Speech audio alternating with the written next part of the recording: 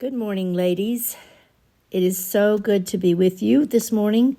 I wanted to share with you that I had the most wonderful long weekend.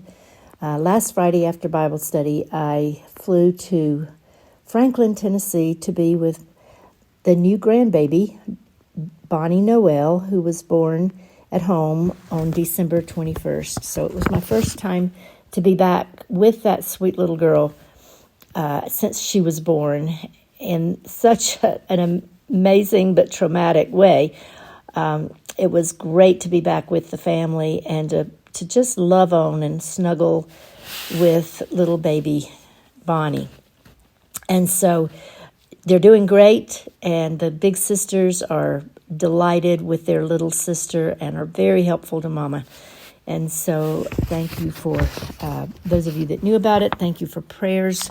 Had a great trip and a great visit. All right, so here we are back in Galatians today. And what I would like to just remind you is that Paul is so, he's so emotionally involved with the people that he serves. These people in Galatia, we're going to find out more today about the starting of that church and how the people responded to Paul. It was just a beautiful thing. And so I want to just remind you that emotion, that compassion that Paul has for the people there is a very positive and wonderful thing that happens in ministry. That idea of just being almost like a parent to the people that the person ministers to. And also the other thing that pops out to me in this story is just that the relationship is kind of an emulating the relationship that God the Father has with us as his adopted children, and how beautiful that relationship is. And you'll find that we'll be referring back to last week's lesson as we go through this one to remind ourselves over and over that God loved us like a father before the foundations of the world. In other words, he was our father before he was even our creator. And so that principle of the relationship that we enjoy as believers is really key to understanding how we're to live the relationship out on a day-to-day basis. So today we're picking up where we left off last lesson with the idea of Paul being with these Gentiles and speaking so lovingly to them, but at the same time having to speak very firmly. Now, we're starting in Galatians chapter 4, verse 8, and I'm going to read all the way through the passage that we're studying today, all the way through verse 20. Before you Gentiles knew God, you were slaves to so-called gods that do not even exist. So now that you know God, or should I say, now that God knows you, why do you want to go back again and become slaves once more to the weak and useless spiritual principles of this world? You are trying to earn favor with God by observing certain days or months or seasons or years. I fear for you. Perhaps all my hard work with you was for nothing. Dear brothers and sisters, I plead with you to live as I do in freedom from these things, for I have become like you Gentiles, free from those laws. You did not mistreat me when I first preached to you. Surely you remember that I was sick when I first brought you the good news. But even though my condition tempted you to reject me, you did not despise me or turn me away. No, you took me in and cared for me as though I were an angel from God or even Christ Jesus himself. Where is that joyful and grateful spirit you felt then? I am sure you would have taken out your own eyes and given them to me if it had been possible. Have I now become your enemy because I'm telling you the truth? Those false teachers are so eager to win your favor, but their intentions are not good. They are trying to shut you off from me so that you will pay attention only to them. If someone is eager to do good things for you, that's all right, but let them do it all the time, not just when I'm with you. Oh, my dear children, I feel as if I'm going through labor pains for you again, and they will continue until Christ is fully developed in your lives. I wish I were with you right now so I could change my tone, but at this distance, I don't know how else to help you. Okay, we're going to go back through it now and break it apart into sections and try to really get to the heart of what Paul is feeling and thinking about these particular friends. I mean, they were friends. Paul just poured his life into them. So let's look at what Paul says. He says, before you Gentiles knew God, you were slaves to so-called gods that don't even exist.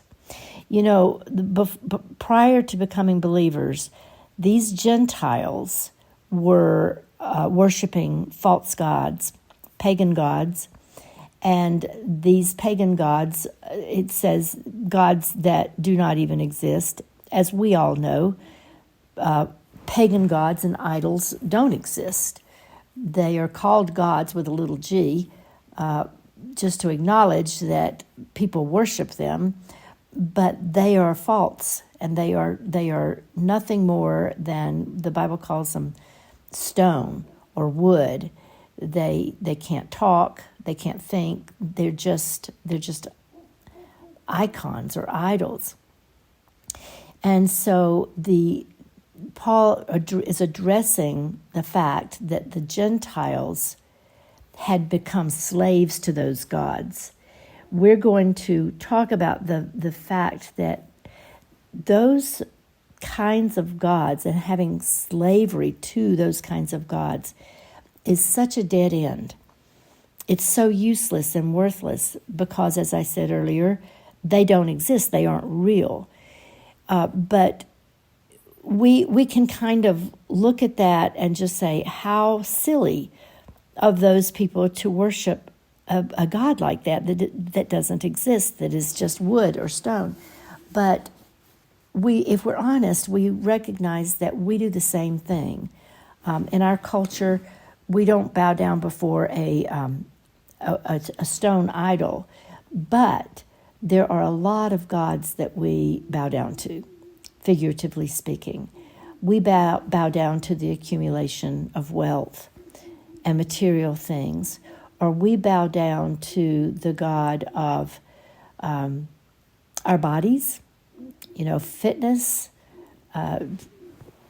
plastic surgery, all the things that we do to, we turn our bodies into an idol and we worship it, and we spend a lot of money and time and effort and sweat and blood as we bow down to that God.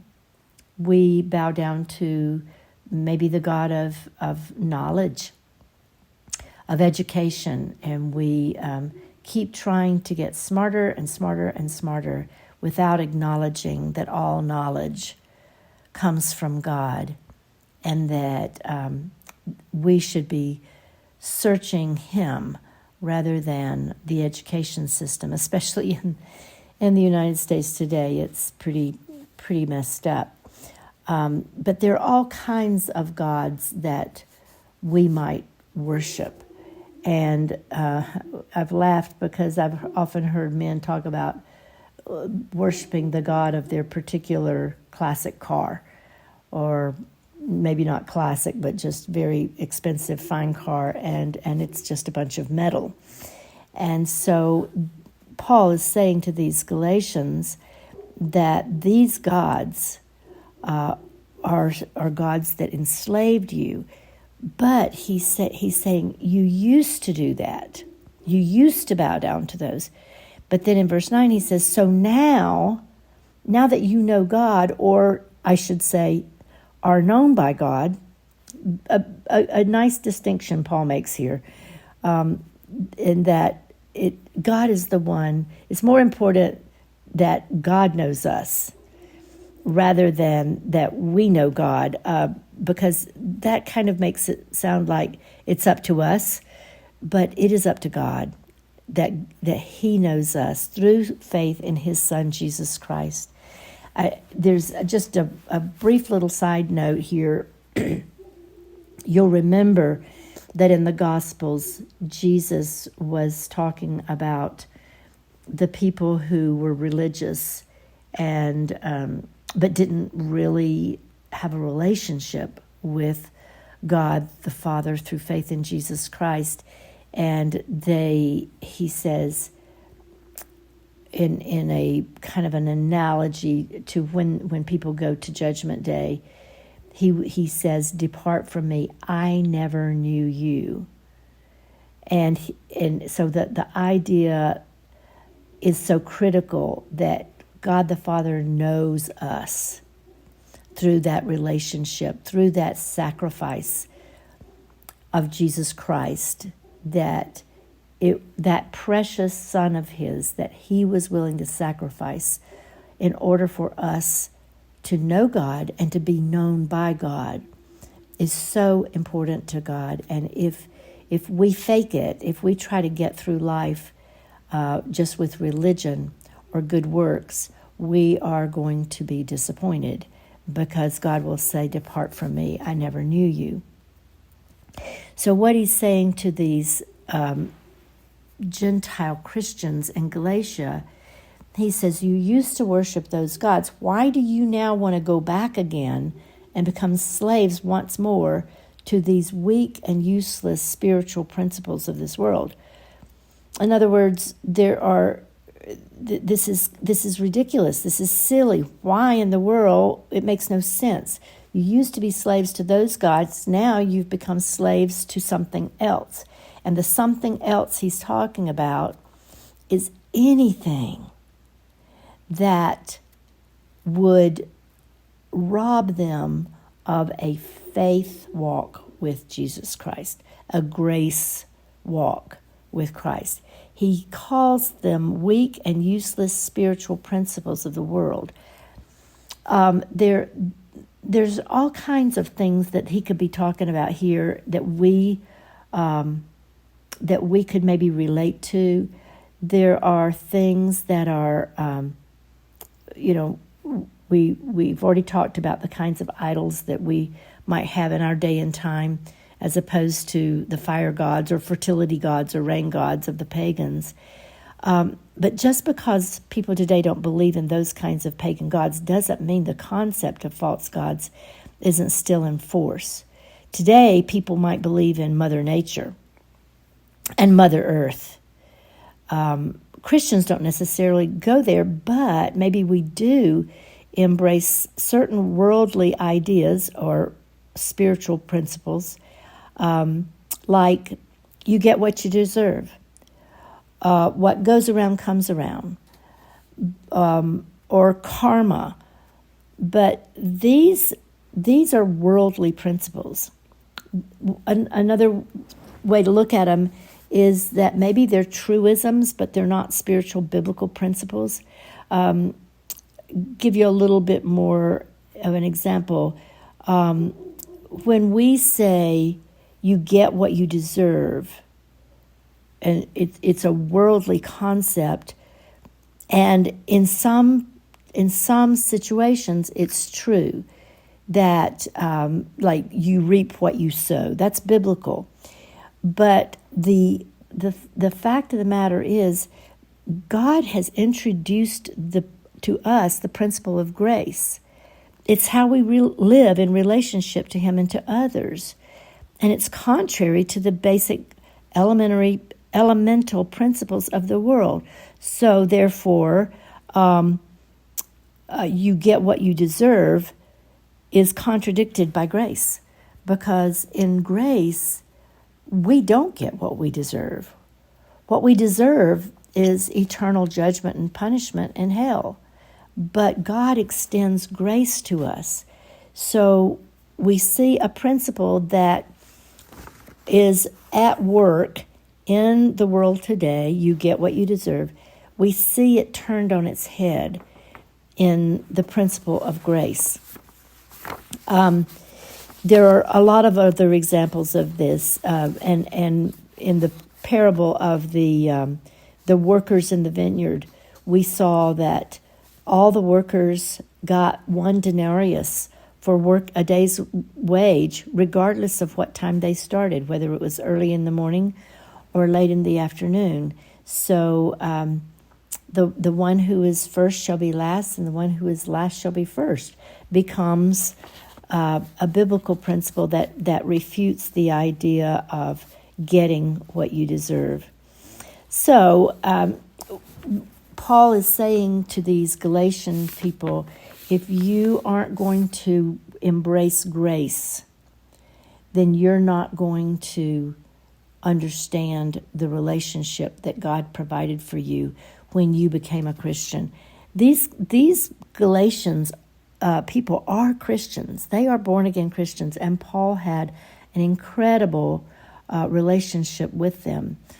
But now he's having to really kind of do some tough love among them. One of the issues there was that the Judaizers had come from Jerusalem. People who were coming in the name of Christianity, that were Jewish people who were not willing to totally accept the grace and grace alone, Jesus Christ and Him alone for our salvation. They wanted to add all of the Jewish traditions and rites and rituals to their own lives, as well as they wanted the Galatians to do that. And Paul is saying, no, it's enslavement. Don't do it. It's a common issue within the Christian body. John Wesley, I don't know if any of you have heard of John Wesley, who helped found the Methodist faith and was one of the most prolific writers and composers of hymns that in all the hymnals and all the pew racks. He was as religiously religious as a man could be. He was like the Paul was to Judaism in his early days as a Pharisee. John Wesley was that way as a Christian. He, did everything right. Let me tell you some of the things that David Guzik writes about John Wesley before his conversion. He was the son of a clergyman and a clergyman himself. He was orthodox in his beliefs, faithful in his morality, and full of good works. He did ministry in prisons, sweatshops, and slums. He gave food, clothing, and education to slum children. He observed both Saturday and Sunday as the Sabbath. He sailed from England to the American colonies as a missionary. He studied his Bible, prayed, fasted, and gave regularly. And he did all of that before he became a Christian. He did not become a Christian until he was 35 years old. He was bound in the chains and slavery of his own religious efforts because he trusted in what he could do to make himself right before God instead of trusting in what Jesus had done. Later, at age 35, he came to, and I'm quoting here from him, trust in Christ only for salvation. And he came to an inner assurance that he was now forgiven, that he was now saved and a son of God.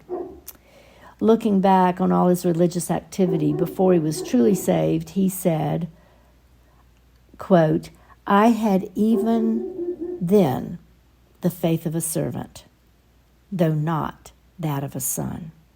Do you hear the difference? He had the faith of a servant before he became a believer. But once he became a believer, he had the faith of a son. Again, pointing back to our last lesson, about being adopted into the family, that we are no longer a servant or a slave in the household. We become adopted as a child, a son or a daughter in the household, with the same inheritance of the natural son in the household. And until we get to the point where we separate and understand the distinction between being religiously religious and counting on our religious activity to be our in with God the Father, we will always be a slave. And Paul is saying, don't do that. Don't have that slavery mentality, slavery to traditions, slavery to rules and regulations. Become a child, an heir to the Father's inheritance that he has for us, for those he loves. And so Paul is very serious about this. He says, I fear for you. Perhaps all my hard work with you was for nothing. Dear brothers and sisters, I plead with you to live as I do in freedom from these things, because I've become like you, Gentiles, free from those laws. And so Paul here is not saying, become like me. No, he's just saying, I became like you. I was tied up and bound by religious tradition. But when I met Jesus Christ, I became free from that. And so I am urging you to do the same thing. Don't let these false teachers suck you in to becoming bound once again in slavery to those laws. And you can hear the frustration in Paul's voice as he says this to them. He goes on and says, you did not mistreat me when I first preached to you. Now, this is really sweet because this is Paul's testimony about his time with them when he came there to start the church. He says, you did not mistreat me when I first preached to you. Surely you remember that I was sick when I first brought you the good news. But even though my condition tempted you to reject me, you did not despise me or turn me away. No, you took me in and cared for me as though I were an angel from God or even Christ Jesus himself. Where is that joyful and grateful spirit you felt then? I am sure you would have taken out your own eyes and given them to me if it had been possible. Just to kind of remind you about Paul's health situation, we know from other passages that Paul had a thorn in his flesh, is what he called it. We do not know exactly what it was, but because of other passages and this one right here, there's a good case. A good case could be made that it had something to do with his eyes. It tells us that his condition may have tempted them to reject him, but they didn't. Maybe his eyes were of such condition that it was hard to look at him, and a natural reaction would have been to reject being around him. But he says, no, you didn't do that. You didn't turn me away. You took me in and cared for me as though I were an angel from God or even Jesus himself. And so it's really a good possibility that there was something about his health issue that was offensive. It could have been offensive. And they had instead, the Galatian Christians had a joyful and grateful spirit towards him.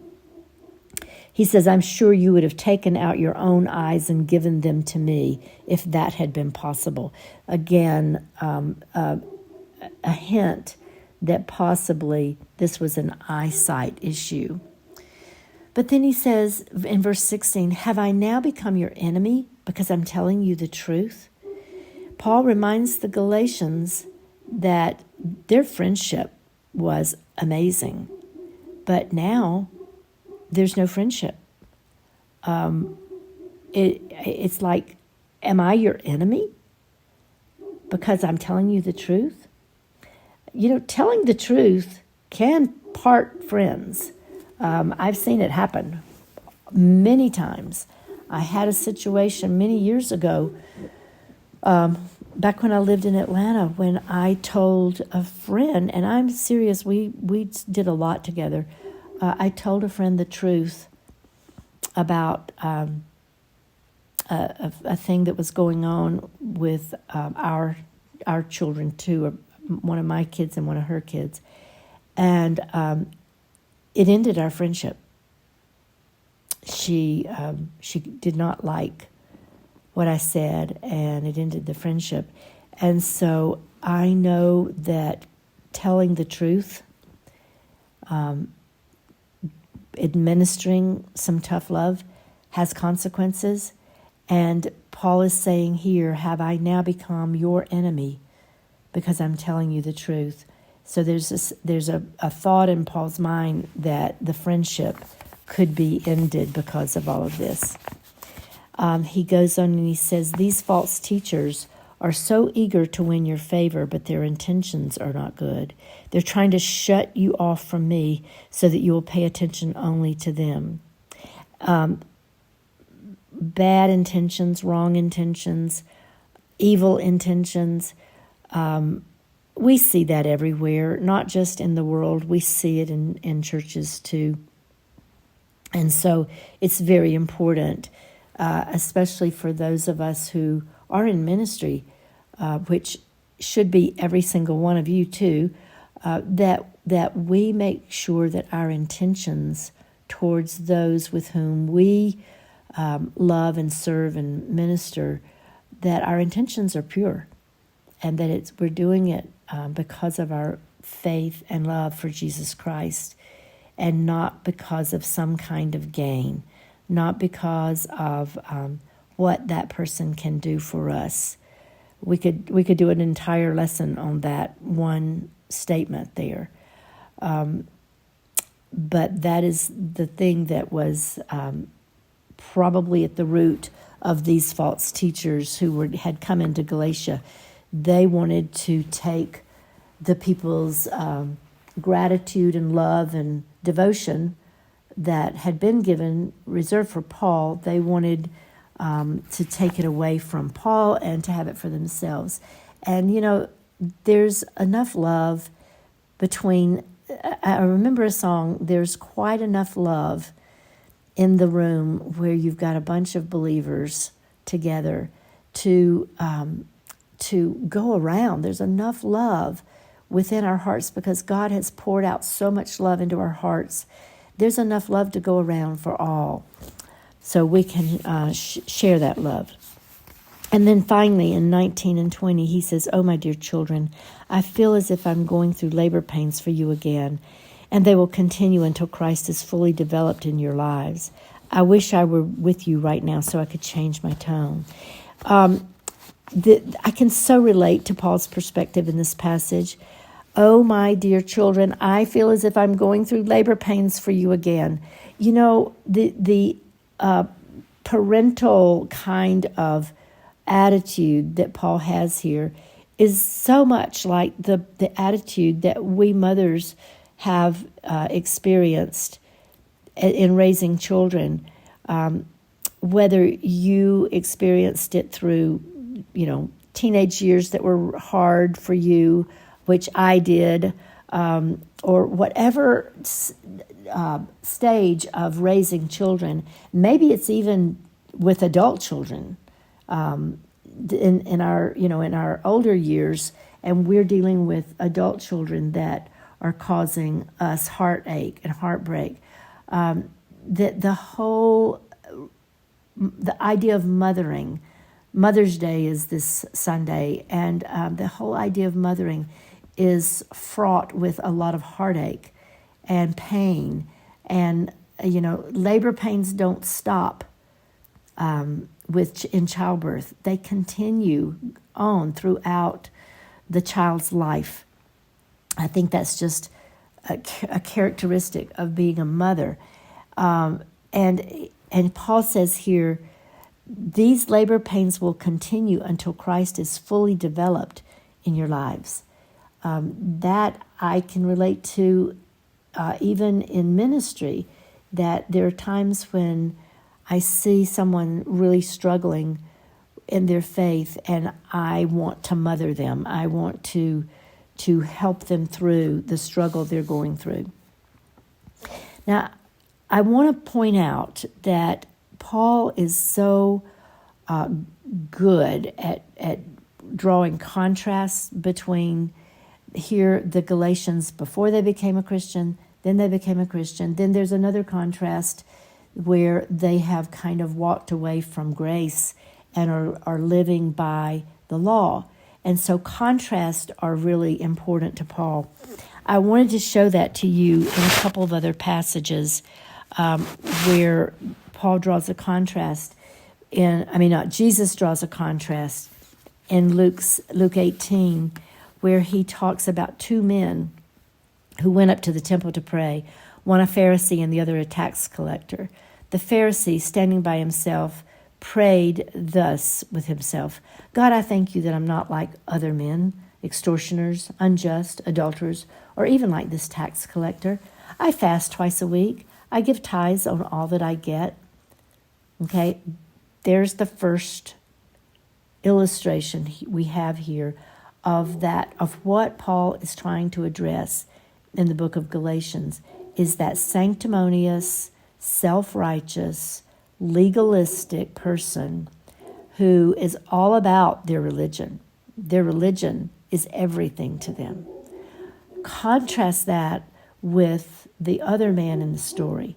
But the tax collector, standing far off, would not even lift up his eyes to heaven, but beat his breast, saying, God, be merciful to me, a sinner. I tell you, this man went down to his house justified rather than the other. For everyone who exalts himself will be humbled, and the one who humbles himself will be exalted. You hear the contrast again. The pride and exaltation that this first man, how he presents himself at the temple in public, in a very public place, standing in a way that people would notice him. Whereas the other man, by contrast, stood afar off with his head bowed, beating his breast, God, be merciful to me, a sinner. He recognizes his sinful condition and is begging for mercy. And so that humility is what God's looking for. He's not looking for self-righteous people. He's not looking for people that are religious people. He's looking again for a relationship with someone who is willing to receive grace and mercy. The second contrast, we studied this a few months ago when we were looking at parables. And so I'm just going to hit the high spots. But it's the prodigal son and his older brother, found in Luke 15. The prodigal son, after spending all of his money and all of his time,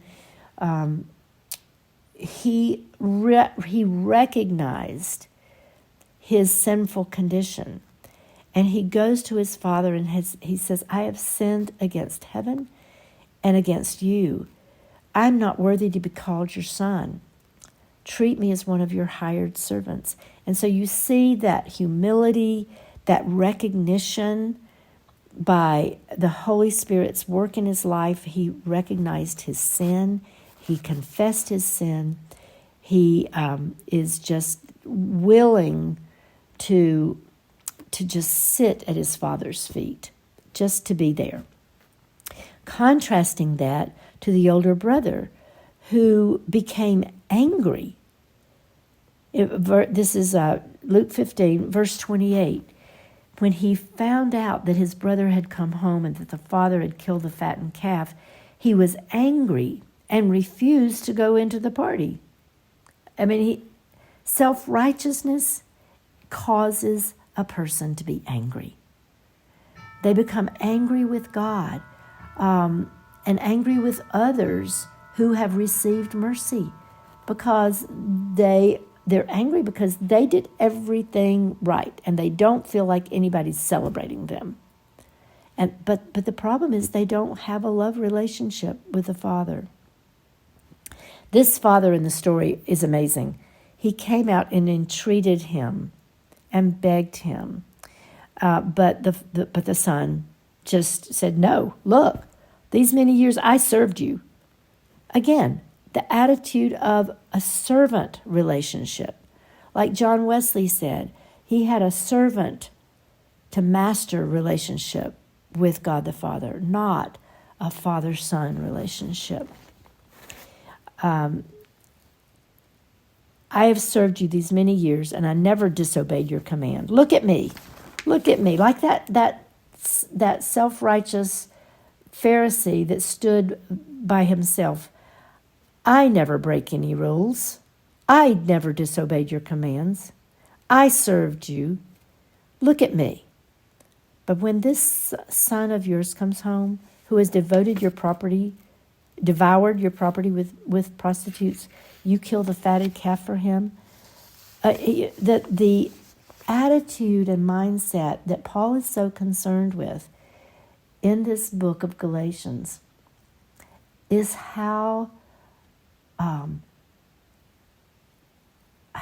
we rob ourselves of so much when we adopt a mentality of becoming a slave to the rules, becoming a slave even to good things, even to good works. Like John Wesley was filled with good works, but he was doing it for the wrong reason.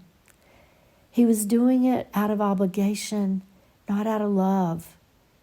And it finally, the Holy Spirit finally reached into his heart and helped him see himself for who he truly was, and that he was not even saved. And so my heart's cry for all of us is that we not become bound by the law, but that we allow the law to transform us. The law of love, to love the Lord your God with all your heart, soul, mind, and strength, and to love your neighbor as yourself. And all of that is a fulfillment of the Old Testament law. Have a love relationship with God the Father, and the law will take care of itself. Thank you for listening.